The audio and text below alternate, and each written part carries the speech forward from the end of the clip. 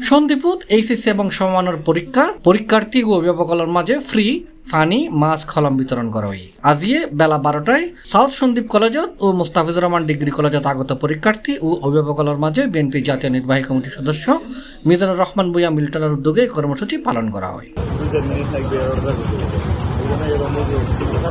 এর সাথে তীব্র তাপদাহত রক্ষা ফেবেলাই অভিভাবকালয় স্থাপন করাই বিশ্রামগার আর অভিভাবকালে এইসব উদ্যোগগুলি স্বাগত জানাই। উক্ত কর্মসূচিত সন্দ্বীপ উপজেলা বিএনপির যুগ্ম আহ্বায়ক কাউসার আহমেদ, সিনিয়র যুগ্ম আহ্বায়ক শাহরিয়ার সজীব, বশিরউদ্দিন, মগদরা ইউনিয়ন বিএনপির আজম খান, মিজানুর রহমান, মোহাম্মদ কামাল, কামরুল ইসলাম, মোহাম্মদ শাহিন, মোহাম্মদ পয়েল, আমানুল্লাহ, ইমরুল কায়েস নিপুল, ফেরদৌস আহমেদ কৌশিক সহ বিএনপি যুবদল, ছাত্রদল, সহযোগী সংগঠন নেতৃবৃন্দ উপস্থিত আছে। মিজানুর রহমান ভূঁইয়া মিল্টনের উদ্যোগে এই কর্মসূচি ধারাবাহিকভাবে চলিবে বলে জানাই তারা।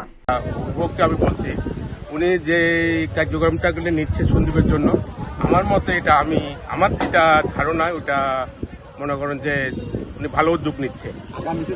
এই যে গরম এই ঠান্ডার মধ্যে যে উদ্যোগটা, এটা আশা করি আগামীতে আরো বহাল রাখবো। মিজানুর রহমান মিল্টন ভাইকে ধন্যবাদ জানাই, উনি আমাদেরকে বসার জায়গা দিয়েছে।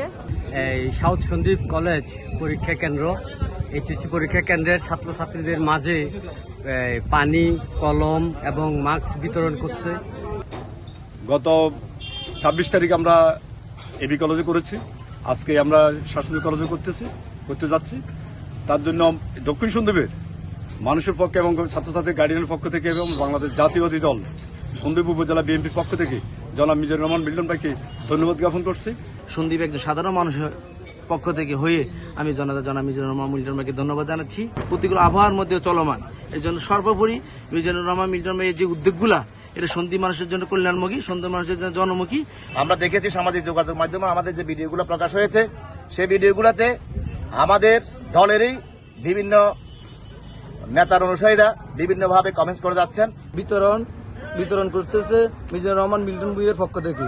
আমি মিজানুর রহমান মিল্টন ভূঁইয়ার পক্ষ থেকে সাধারণ জনগণ হিসেবে ধন্যবাদ জানাচ্ছি মিজানুর রহমান মিল্টন ভূঁইয়াকে। C+TV চট্টগ্রাম।